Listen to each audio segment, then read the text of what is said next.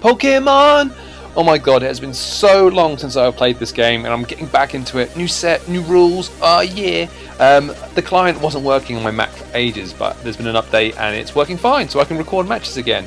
I had like 50 odd packs of X and Y to open and I pulled 3 Emolga EXs. Yeah!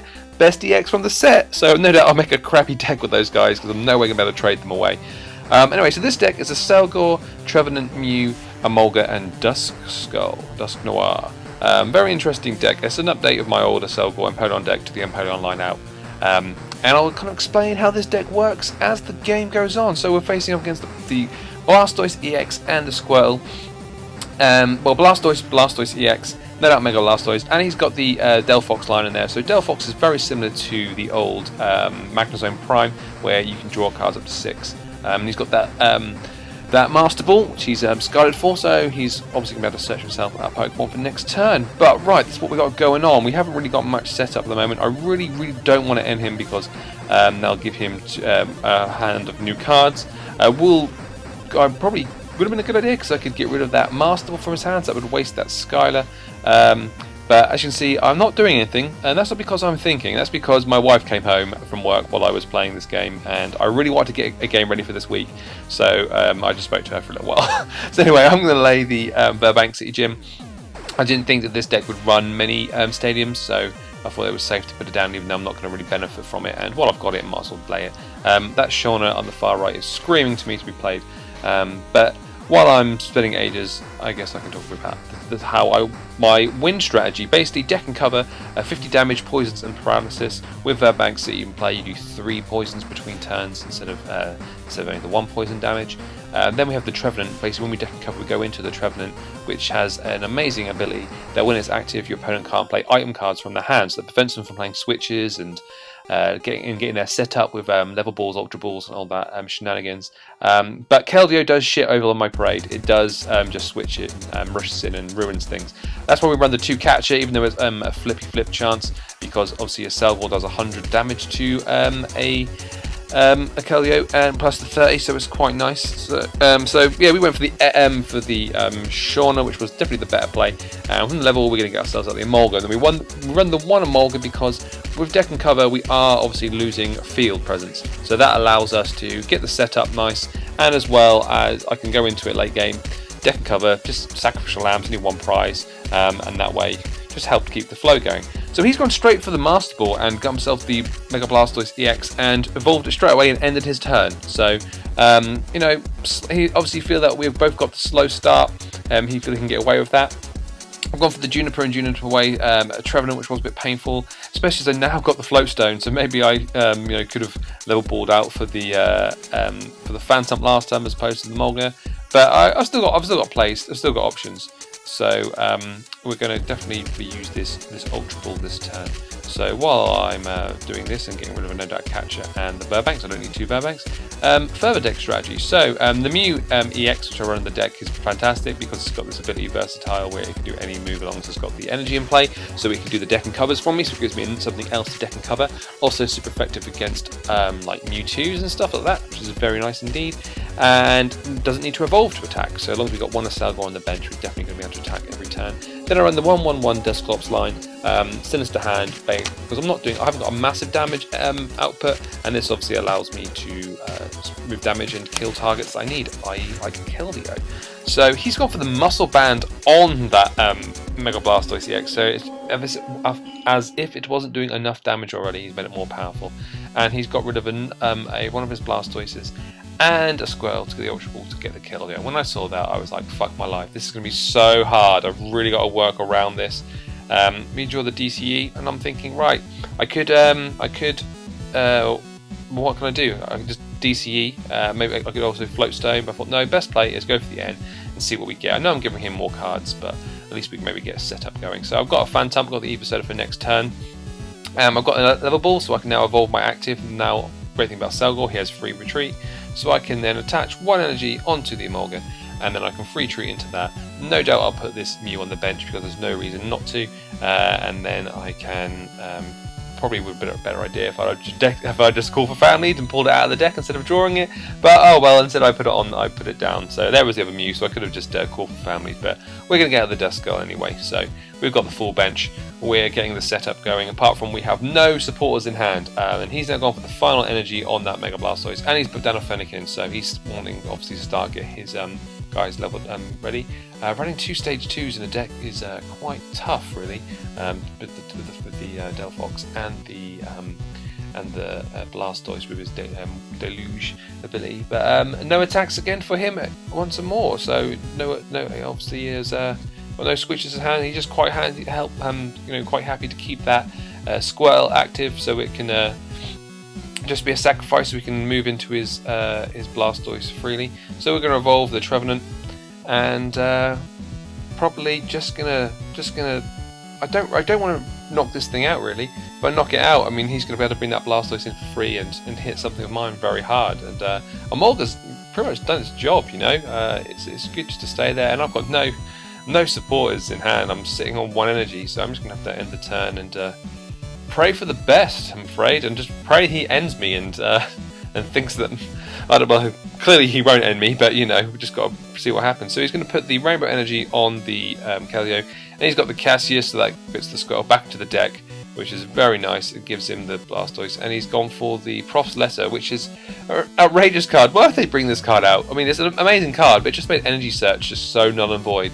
So my Amolga gets destroyed by this Mega Blastoise.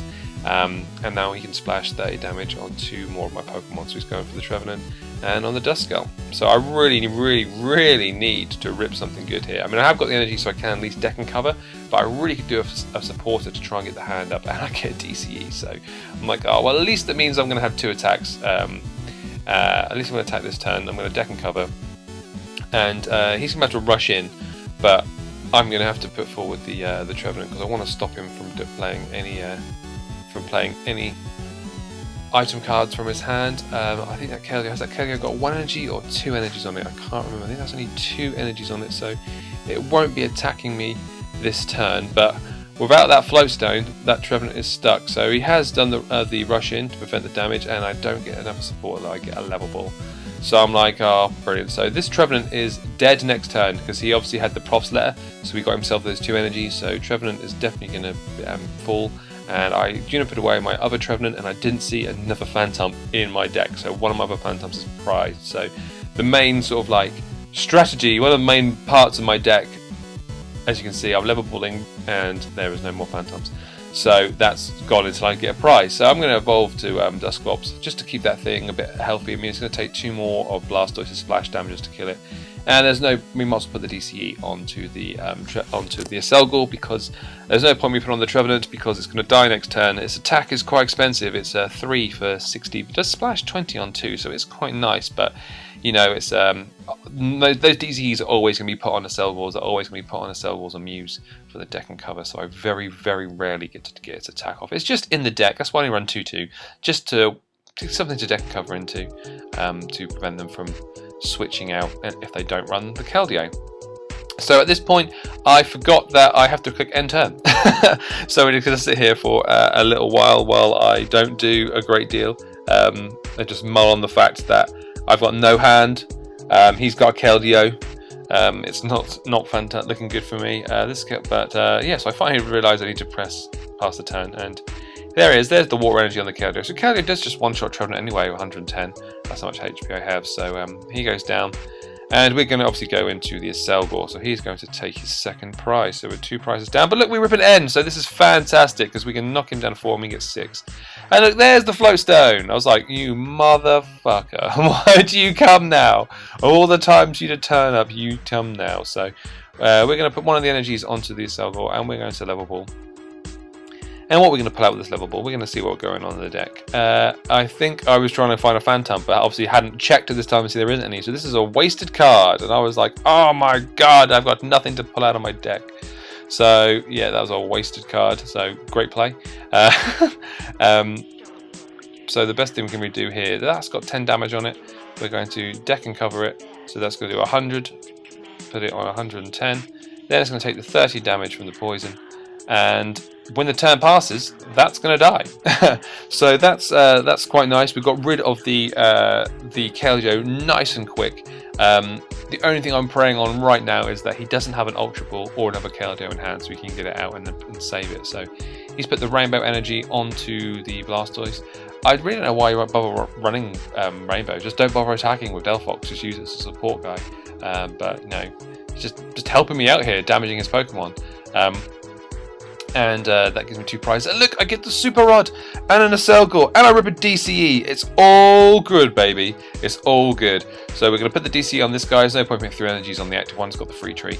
And we're going to get back those 3 guys back into the deck. Shame I used the level ball last turn. But we're going to attach the Floatstone on him because we don't want to waste it. And then Juniper away our hand. And we've got ourselves a Sea Search and the Ultra Ball, so we can get more stuff out. So we're going to put down the Mew EX, and I really want to get. This is where this is a good play. I remembered what I do now, so I'm going to get rid of one of my Shelmets. This is risky business. I need the N, and I need the Floatstone. There's lots of the cards in front of me I need, so we're going to get out the Duskull. See, we've got a deck and cover ready and loaded up, and he's got this Fennekin active because he thought, oh, I'm just going to kill it. So I'm like, no way. I'm going to Sinister Hand lots of the damages off from this Mega Blastoise, put it on his active, get in the KO. That means he has to then promote a new card, and those guys are both weak to water. So I'm going to hit the next guys for 130 damage. So the plays here.